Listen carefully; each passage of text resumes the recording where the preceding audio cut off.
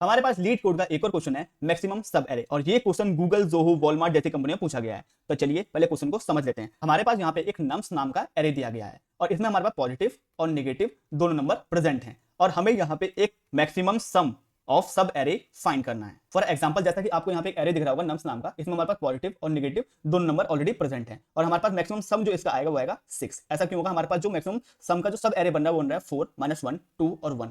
तो यही चीज हमें फाइंड करनी है किस पे हमारे पास मैक्सिमम सम फाइंड होगा। अब इसे सॉल्व करने के लिए हमारी अप्रोच करेंगे। यहाँ पे हम यूज करने वाले हैं पेडेंस एल्गोरिथम। इस एल्गोरिथम में हम लोग दो वैल्यूज को मेंटेन करने वाले हैं, करंट सम और मैक्सिमम सम। और हम जब एरे को आइटरेट करेंगे उस केस में हम करंट सम में वैल्यू को प्लस करते जाएंगे और मैक्सिमम सम की वैल्यू को अपडेट करते जाएंगे। और जैसे ही हमारे पास करंट सम की वैल्यू निगेटिव हो जाती है उस केस में हम लोग करंट सम को इक्वल टू 0 कर देंगे और वहां से हम लोग एक नया सब एरे स्टार्ट करेंगे और तब तक करेंगे जब तक हमें हमारा मैक्सिमम वैल्यू नहीं मिल जाती।